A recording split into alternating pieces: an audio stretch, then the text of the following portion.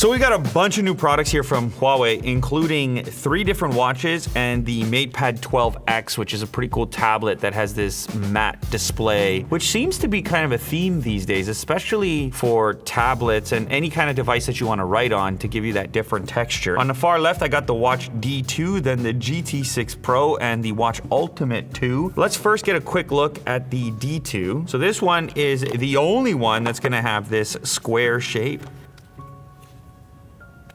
What is up with the watch band? It's an airbag. Is that what it is?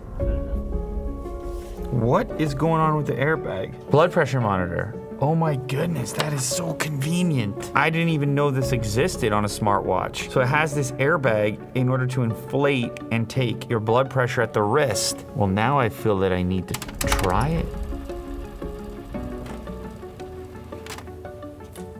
Wow. I mean, yeah, I don't know the accuracy of it, but if it's even close to accurate, well, my pulse seems a little higher than my pulse normally is. But again, I don't know about the accuracy, hey? I have a one at home. You should bring it in tomorrow. Oh yeah, I could do that. But yeah, let's stop doing readings until I have a baseline on another device. I know I'm getting carried away here as well, but that is so cool. And I haven't seen that in a smartwatch yet. And honestly, with this band style, I don't even really notice that portion is there. That's a unique feature right there on the D2. Now the GT6 Pro, the key with this thing is tremendous battery life. You're gonna get up to 14 days of battery life on a charge. Mo is a regular smartwatch user. That is a standout feature for him. He's like, wow, I barely ever need to charge this thing if I wear it. This has a totally different design, arguably a sportier design comparatively. And even though the band has this kind of braided nylon look to it, on the inside it has this rubberized sort of soft touch, so it's not gonna absorb anything. And the watch bands are removable. Some quick specs on the GT6 Pro. It's got a 1.47-inch AMOLED display, which is a 5.5% increase in size compared to its predecessor. And the bezels are actually narrower here as well, 10% narrower, so the viewing experience is a little bit more immersive. You're just getting a better screen to body ratio. The brightness is up with a peak brightness of 3000 nits, which is more than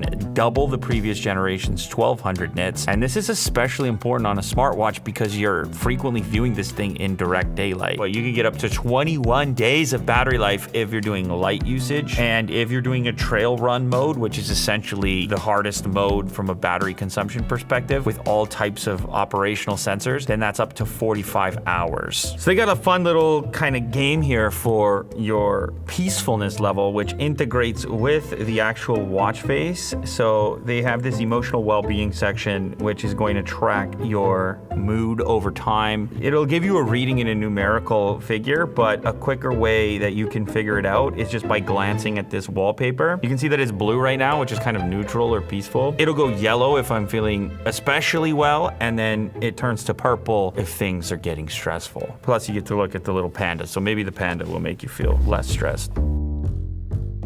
So we're gonna do some cycling because this watch actually has some pretty cool functionality for cycling, including the ability to store multiple bicycles. Squeak! And the different bikes will have different attributes, obviously, which will then contribute in different ways to your total power generation when you're analyzing that particular workout after the fact. So let's go ahead and click go. And we're also going to enable the GPS functionality so we can see the parameters of the ride. I've got a loop here. Let's see what we got. Heart rate. Oh, auto pause it. Sense that I stopped. Heart rate 115. It's cool. You can see the different zones: blue, green, yellow, orange, red. It auto resumed the workout. Just sensed that I was moving.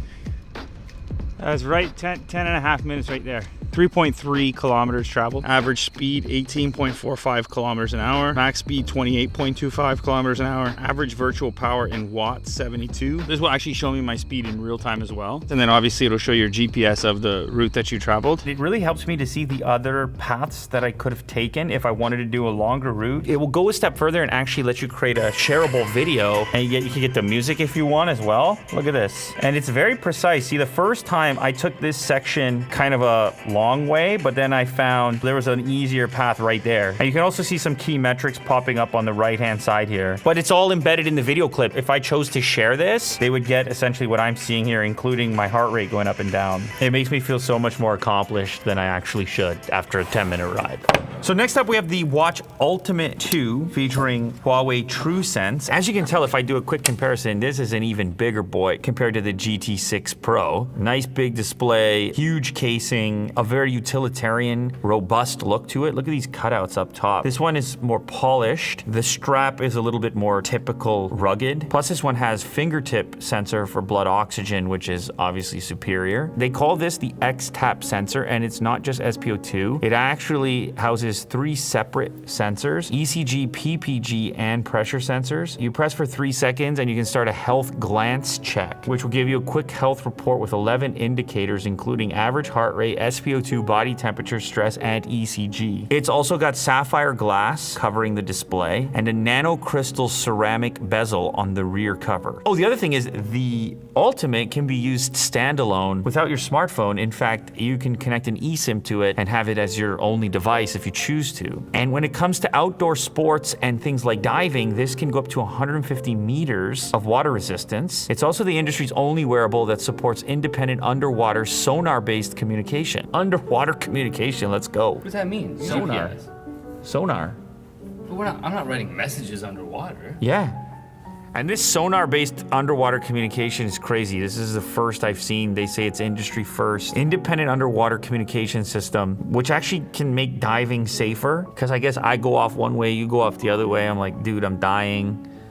You're like, sick, I'll save you. And it even has emojis. I could just like send you an underwater emoji when we're diving. Wow, I don't know enough about diving, but that's wild stuff, whatever the hell it is. When tracking and photographing underwater animals, you can send alerts to your dive buddy via these sonar-based underwater communications silently without scaring away the animals by tapping the air tank. So I don't have to tap my tank. You don't have to. It's very loud down there if you tap your tank. So you would know I saw something, but then they'd be long gone. So instead I click on my watch gently with the emoji of a seal or a jellyfish or whatever, a shark. So let's go over a few different battery modes. There's a diving mode, which is up to 18 hours of battery life with the sonar-based underwater communication off, and up to 12 hours with that communication turned on. There's an outdoor adventure mode, which can provide up to 40 hours of battery life. All-around battery mode with regular usage claims up to 4.5 days. Light use, you can get about 11 days. Regular use, about 6 days. So the other thing we have is this paper matte edition of the MatePad 12X, and my favorite thing here is just how matte this display is. Look, you're not gonna get a reflection. Do you see a reflection? No, you don't. For a while there, everything was as glossy as possible, and now, especially like I said earlier with pen-based inputs, the feel is better on a matte display. Now this pen actually came with 2 different pen tip attachments as well. One feels a little bit more like a pen, the other feels a little bit more like a pencil. So as you can see with the pen, you can pinch the body of the stylus or double tap the virtual button to access your tools. You can open a shortcut menu from the top right corner. Obviously the pen also magnetically attaches to the top of the device and charges here. And there are a couple of different angles you can select along with the keyboard case. So more upright, more bend, and then the keyboard is chiclet style.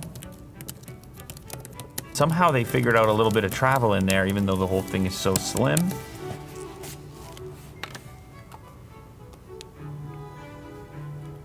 I think it helps to have the hand open.